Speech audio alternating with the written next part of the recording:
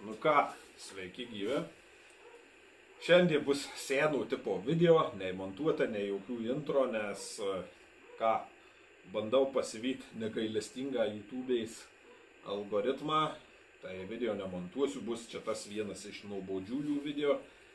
Kaip tas sako, jeigu kažko nepasakysiu, atsiprašau, jeigu kažkur pasikartosiu 3 ar daugiau sykių, irgi atsiprašau, jau šiandien pervargęs nufilmuoju video ir varau ilsėtis.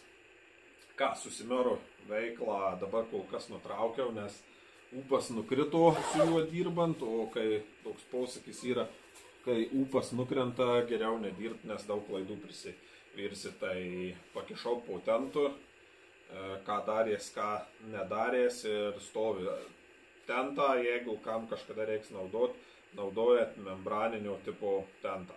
Reiškiasi, per išorę neįleidžia vandens, per apačią drėgmės kažkokią sankaupas išpučia. Membraniniai tentai yra, kas pasidomėsit, rasit, bet aišku, jis neamžinas. Praktiškai traktuojama 4-5 metus intensyvaus naudojimo, membraninį tentą reikia keisti. Tai ir dar jeigu varai į lauką, būtinai, jeigu ruošimo etape, turi būti tada naudotas vis tiek šitas epoksidinis gruntas, kad apsaugot nuo drėgmės pavojaus. Tai ką, susimėru baigiau, bent kol kas, čia kokiai savaitė 2 laiko, savaitė šitą buvo visai įtempta, padėk tam, padaryk tą, karočią nuvarai, galvoju 1-2 valandų darbas, pusdienis į šikną nueina ir dar daugiau. Ir žodžiu, prie darbų nepapuolama. Tai ką, čia matome, čia 5, man atrodo, senio šitas kapotas. Irgi galvojau, kad duobių nebus, čia tik nusišveičiu dažau, bet ten visgi duobė. Tai lyginu, dvipusis dažymas, šituos grautelių laikiklių, šituos ūsus priekinius nusišveičiau, pasišalinau rūdis, jau į kamerą nunešiau, na čia turbūt dangtelis dažysi šitos mašinos, nu tokie darbai. Bet kas yra čia? Čia turim audelą. Kas šitą audelį? Šitą audelį yra subscriberio audelį. Jis ją buvo prasidėjęs ruoštis, jo teigimu jisai ją pradėjo ruošti pagal mano video žiūrėdamas ir panašiai, bet kažkodėl nedabaigiai, nežinau, ar trūko informacijos, ar kažko, ar ūpo, laiko, nežinau, bet atidavė man besibaigti. Ir šitas video ne kritika, iš karto tiesiog video pasakysiu, jisai man palaimino, sakė, kad galiu filmuoti šitą, ką šiek tiek daryčiau kitaip ir kas, sakykim, buvo padaryta gerai. Sakykim, matė žmonių, kurie ruošė, buvę, darė ir panašiai, bet Dieve apsaugo, kur ruošimas būna. O šitas žmogus teigė, kad jis pirmą sykį darė ir ganėtinai nustebino, kai pirmo darbo egzempliorius, kas sakyčiau, tikrai vertas, galima 6 įrašyti. Yra taisytinų vietų nemažai, bet aš net pat savęs nelaikau gerų ruošėjų. Jeigu kas paklaustų, aš ant savo ruošimo visada galėčiau tik 8 pasirašyti.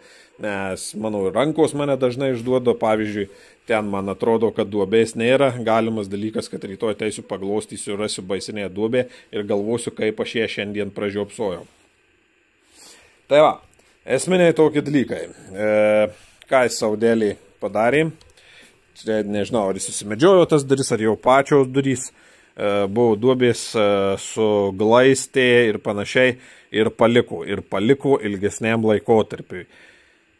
Ir ką, įtariu, turėsiu aš tą špaklių nusišveisti arba labai žvėriškai iškaityti, bet įtariu, kad aš išveisiu arba bent jau nuimsiu tiek, kad išlystų metalų, nes aišku, skarda yra labiau linkus tapti tuo kondensaciniu tašku, bet polisteris net neskystoj stadijoje, kad ir garažas sausas, jisai vis tiek per save praleidžia drėgmę, kaip tas sako, kad ir sukietintas yra.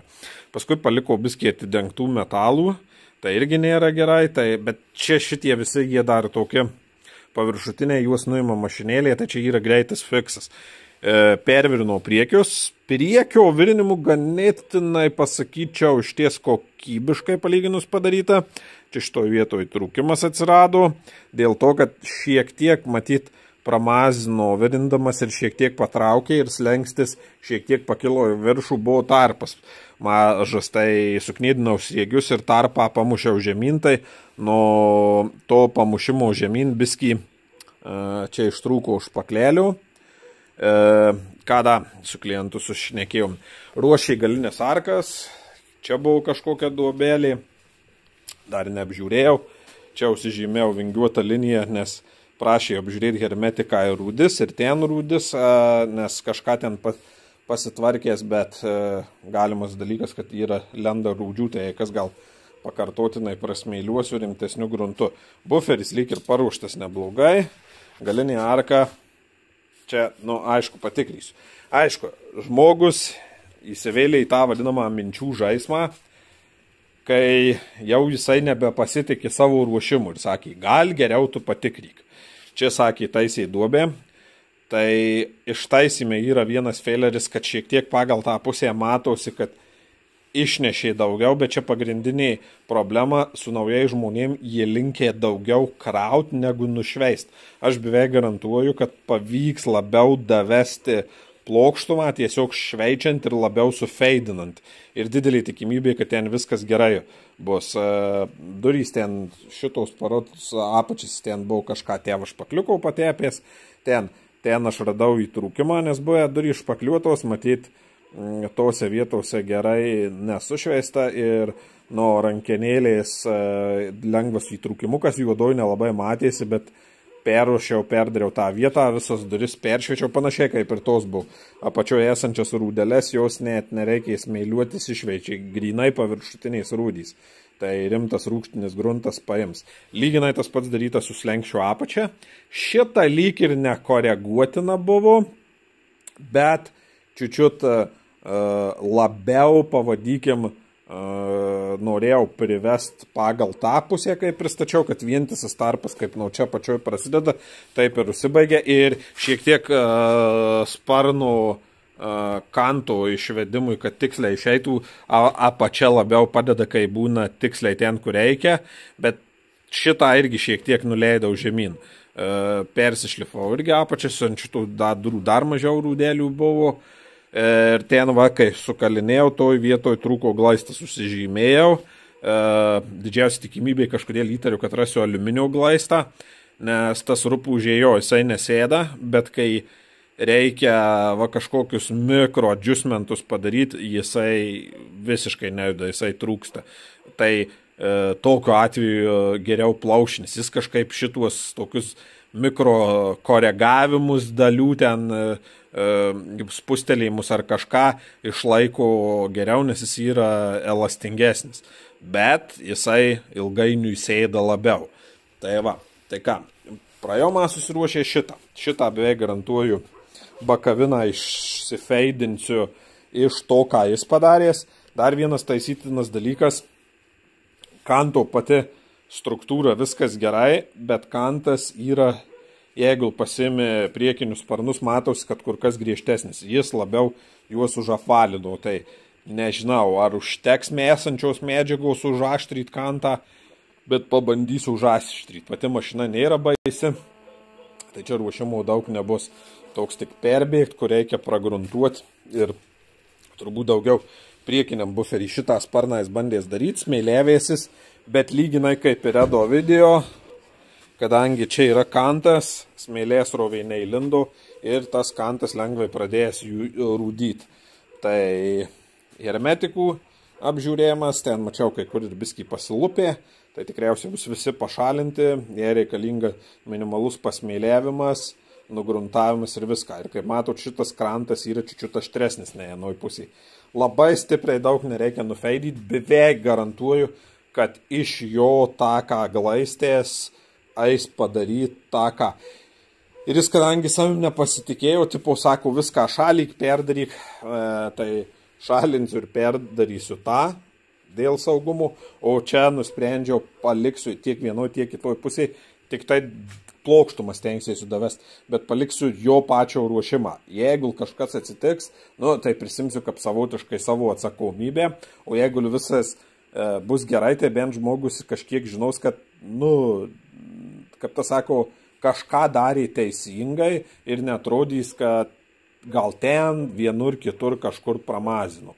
Tai ką, kapotas dalinai ruoštas ir panašiai. Nors ir daliniai ruošimai, bet potencialas matosi, kad gal kažką žmogui mano video duoda ir panašiai. Bet kitoj rankoje gal čia net ne kiek video, bet pačio žmogaus kruopštumas ir noras, nes kitam tu gal paduosi 10 knygų, 10 video, su 5 žmonėms suvesi, kurie aiškiais taip, kaip reikia, vis tiek padarys atvirkščiais nagais. Tai va, čia toks va video apie kokio oro dabar kvėpuoju. O čia dabar glaistymas. Kai kiti klausia, ar galima glaistyti tiesiai ant metalų, ar galima ant epoksidų. Viskas priklauso, galima tiek ant epoksido, tiek ant metalo. Jeigu jūs ilgai metalo laikysit atvirą, sakykime, daugiau nei savaitę, ir ypač jeigu temperatūrų pokyčiai patalpose aukštyn žemyn, tai pašalinot senus dažus ir tada pučiate epoksidą, bus saugiau, kad negautųsi kondensacija ir panašus dalykai. Čia, jeigu, sakykime, laikysiu šiuo atveju, čia bus 3 diena, tai rytoj aš tik tai pilku marlonu pašveičiu, rūgštinis gruntas, tas rūgštinis gruntas išdaužys jau esančią ten tą mikroskopiškai matomą rūdį, nes jos nieks nemato, tai tą vadinamą oksidą, ten net nerūdis, realiai oksidacijos pradžia ir paskui užleisi akrilą ir tie viskas kuo puikiausiai vyksta. Tai va, šiam video tiek, tokie reikaliokai. Nuo BMW perėjom ant Audi, nes biskį nuo BMW norim palisėti.